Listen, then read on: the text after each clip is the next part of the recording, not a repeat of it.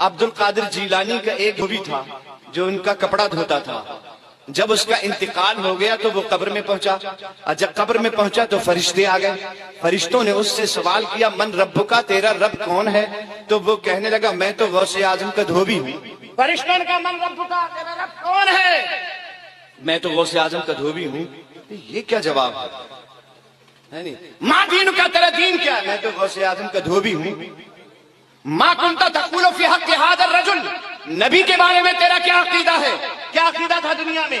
میں تو غوث اعظم کا دھوبی ہوں. کہ جب اس سے سوال قبر میں ہو رہے تھے تو عبد القادر جیلانی اس کی قبر میں پہنچ جاتے ہیں.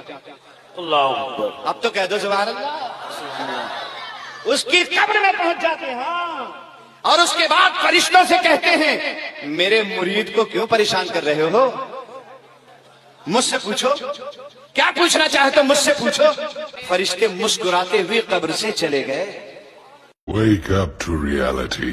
قبر کا بیان جو ہر مومن کو سننا چاہیے. دوستوں, جب مردوں کو قبر میں دفن کرتے ہیں اس وقت اس کو قبر دباتی ہے. اگر وہ مسلمان ہے تو اس کا دبانا ایسا ہوتا ہے جیسے ماں پیار میں اپنے بچے کو زور سے چپٹا لیتی ہے, اور اگر کافر ہے تو اس کو اس زور سے دباتی ہے کہ ادھر کی پسلیاں ادھر اور ادھر کی ادھر ہو جاتی ہیں. جب دفن کرنے والے دفن کر کے وہاں سے چلتے ہیں وہ ان کے جوتوں کی آواز سنتا ہے. اس وقت اس کے پاس دو فرشتے اپنے دانتوں سے زمین چیرتے ہوئے آتے ہیں. ان کی شکلیں نہایت ڈراونی اور ہیبت ناک ہوتی ہے. ان کے بدن کا رنگ سیاہی, آنکھیں سیاہی اور نیلی, اور بال سر سے پاؤں تک, اور ناخون لمبے لمبے ہوتے ہیں جن سے زمین چیرتے ہوئے آئیں گے. ان میں ایک کو منکر اور دوسرے کو نقیر کہتے ہیں. مردے کو جھاڑ کر اٹھاتے اور نہایت سختی کے ساتھ آواز میں سوال کرتے ہیں. پہلا سوال, تیرا رب کون ہے؟ دوسرا سوال, تیرا دین کیا ہے؟ اور تیسرا سوال, ان کے بارے میں تو کیا کہتا تھا؟ اگر مومن مسلمان ہوگا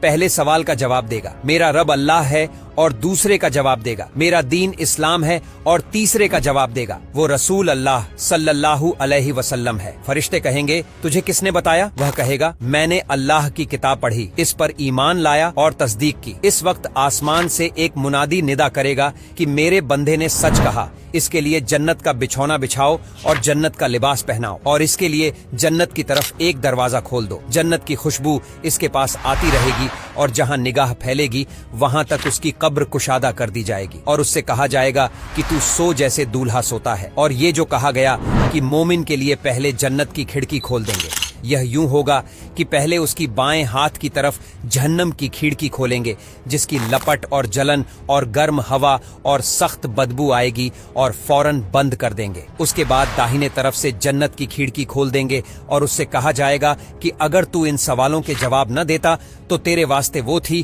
اور اب یہ ہے, اور منافق کافر کے لیے اس کا عکس ہوگا. پہلے جنت کی کھڑکی کھولیں گے کہ اس کی خوشبو ٹھنڈک راحت کی جھلک دیکھے گا, اور بند کر دیں گے, اور دوزخ کی کھڑکی کھول دیں گے تاکہ اس پر اس بلائے عظیم کے ساتھ حسرت عظیم ہو کہ حضور صلی اللہ علیہ وسلم کا نہ مان کر کیسی نامزد کھوئی اور کیسی آفت پائی. اور اگر مردہ منافق ہے سب سوالوں کے جواب یہ دے گا, افسوس مجھے تو کچھ معلوم نہیں, میں لوگوں کو کہتے سنتا تھا, خود بھی کہتا تھا. اس وقت پکارنے والا آسمان سے پکارے گا کہ یہ جھوٹا ہے, اس کے لیے آگ کا بچھونا بچھاؤ اور آگ کا لباس پہناؤ, اور جہنم کی طرف ایک دروازہ کھول دو. اس کی گرمی اور لپٹ اس کو پہنچے گی, اور عذاب دینے کے لیے دو فرشتے مقرر ہوں گے جو اندھے اور بہرے ہوں گے. ان کے ساتھ لوہے کا گرج ہوگا کہ پہاڑ پر اگر مارا جائے تو خاک ہو جائے. اس ہتھوڑے سے اس کو قیامت تک مارتے رہیں گے. سانپ اور بچھو اس کو عذاب پہنچاتے رہیں گے.